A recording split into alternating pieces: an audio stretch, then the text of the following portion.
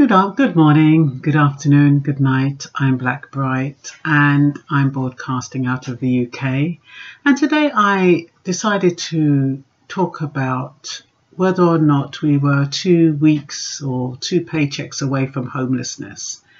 And the reason I thought about this is because as I was coming from London on the train over the weekend, a man came on the train and he said, has anybody got any change? Has anybody got a sandwich, any bit of food, anything at all? And because he was asking for food, I felt really, really guilty. But I didn't have any money on me because when I go to London, I use my debit card to get my train ticket. I use my debit card if I fancy something to eat in the shop. I don't really carry cash unless I know I'm going to go out in the night and I might need some money to get a drink and they only use cash. But other than that, I don't really carry money around with me, and I felt so guilty. And as he got on the train and he was saying, just anything, a sandwich, a biscuit, I was so relieved when somebody behind me, I heard him say thank you. And I thought, thank God he's got something. But, it made me wonder, how close any of us are to homelessness. Because when we look at people like that, some of us anyway, we look at people like that and we think it's something that they've done to themselves. It's something that's caused their own homelessness. They are responsible for their homelessness. Sometimes we think it's because they're on drugs. Sometimes we think they've just got out of prison and there's nowhere for them to go. Sometimes we think that, they've been stealing or whatever it is. Sometimes when we see people who are homeless, we don't really think about they couldn't prevent it from happening. I know some people, they haven't paid their rent and they're in rent arrears and they've got their properties repossessed. And you'd say, yeah, serves them right for not paying their debts. But just supposing they were made redundant. Supposing they had one of these slum landlords that keep raising the rent. Supposing they had one of these landlords who decided to put a lock on the door and boot them out because they know that they can get more money from by putting up the rent, and they risk paying a little fine to do that. Supposing they've had a relationship breakdown or they've had a divorce. Can you imagine if you came home one evening and your partner said, I'm really sorry, it's over. I don't love you anymore. I've met somebody else. I want to sell up. I'm going to give you your 50% and I just want us to go our separate ways. There's no children involved, so I'm not going to create any complications, but it's just you and your partner. You've been together for years and years and years and years. And you need, and she's prepared to take 50% because whoever she's gone off with or whoever he's gone off with, their partner has got enough to supplement them. But that 50% that you get, is that enough for you to buy something else? Or are you going to fall prey to landlords yourself? Will you have to rent? Will you then be in a feeling of insecurity and instability as landlords put up the rent week by week, not week by week, but rent, by year, whatever they do with the rent? How are you going to cope? So we have to think about that and we have to empathise sometimes. It's not always the individual's fault why these things happen, especially like job redundancies, losing your jobs, even with Brexit coming, we don't know what impact that's going to have on our jobs. We don't know if the interest rates are going to go high. We don't know if you're in an interest only, what interest that's going to change to. If you've got a repayment mortgage, is that going to make it too difficult for you to pay?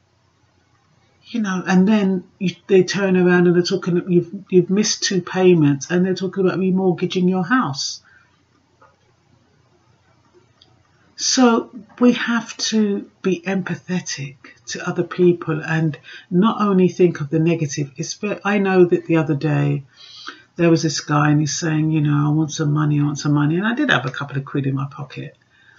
But he was smoking. And I looked at him and I said, I'm not going to give you any money in your bloody smoking. You're just going to buy cigarettes with it. And he threw the cigarette down. And I thought, oh God, you know, I gave him a couple of quid. But the thing is that that's, you know, when we give, I'm not going to say we, because everybody is different. But sometimes some of us, when we give and it's conditional.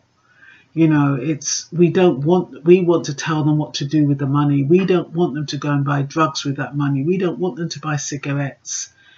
We want them to buy food with the money. And I remember these stories I have. I remember I used to see this dreadlocks guy in the town centre, and he was always begging. And I thought, you know what, I'm going to make him some solid porridge because it was cold.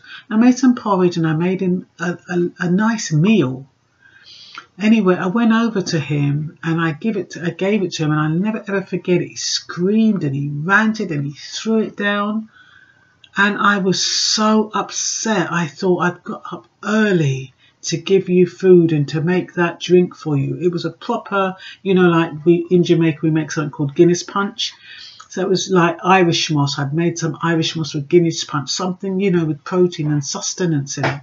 And he threw it down and he was screaming because what he wanted was drugs. So, you know, I'm quite aware that there are people out there who have mental illnesses, who have drug addictions, and who, you know, are in that situation and who don't want to go to shelters. You know, they don't all have to be on the street, but some of them, apparently the shelters might have bed bugs, or they might not be healthy, or they're afraid, or it's hostile in there, and people, you know, they're worried about if anybody's going to rob them, or not that they got much to rob maybe. But yeah, you know, they're also vulnerable in those shelters. But I'm not wishing homelessness on anyone. I'm just saying that it's a possibility. And if it happens, you know, a lot of times individuals have to be referred to the housing association or to the local authority. They can't just get up and go, although some people do accept them. So we have to bear that in mind, that it has to come through a referral, usually. But like I said, there are some where you can self-refer. So it's not a good place to be, and I wouldn't wish that on anybody. But I'm just trying to put it out there, you know, just put the shoe on the other foot for a moment and just think about those people and think, you know, am I in a situation, could I end up like that? If I went to work tomorrow and they told me that, you know, they didn't want me after this week and they were going to give me two weeks' wages, would you be able to get up on your feet? You got enough money in the bank so you wouldn't have to be in that situation. You can sort yourself out pretty quickly. Or are you one of these people who, you know, you just kind of live from paycheck to paycheck because your salary is so low? That's what I mean. That happens to you or to anybody. And, you know, we have natural disasters sometimes. All those people are made homeless through natural disasters. You can't expect the local authority to house them, even though they don't happen that often. But that's another reason. I think I had a little list of the reasons why people are homeless. Okay, I've already said the ones at your own fault. Arrears, rent, mortgage, drugs, crime, release from prison, those kind of things. But you've also got, you know, your job loss, your redundancy, end of a short hold tenancy. That's another thing. You know, you can be in a short hold tenancy in 2 to 3 years, and then the landlord decides, oh, I'm not going to renew it. You know, I want new tenants. I can get much more than what I'm offering you. So then you have to go out, look for another rental property, which is probably nearly double than what you're paying, and you can't afford it. That can render you homeless. Yeah, the rent hikes, repossession. Sometimes, well, that's through rent arrears, so that might be your fault. But lawful eviction, divorce, relationship, like I said, mental illness, disability. And you know, another thing, no support from families and friends. And a lot of people will say, you know, make their family and friends feel guilty because they haven't put them up. But I kind of think, I live in a small place, and if, you know, one of my mates said they were homeless, I wouldn't have any, okay, they could sleep on the floor, but I wouldn't want somebody sleeping on the floor or downstairs. It's hard. I probably, depending on who it was, I probably would put them up and put up with the inconvenience for a little while, but then you kind of, it's hard. It's really hard. It would have to be a close relative of mine for me to do that, to put up with that inconvenience. It couldn't be just maybe a colleague at work or something. I don't think I wouldn't do it for that. If it's a limited time and it was guaranteed limited time, I would do that. But a lot of time, that's what happens with families and friends. They put them up for a little while and it gets to the point where that person can't get a job and that person becomes a burden. And they have to say to that person, look, I can't put you up anymore. I'm ever so sorry. You're going to have to go to the council. You're going to have to find somewhere. The council will usually say, we can't, it's called, what's it called, statutory homelessness.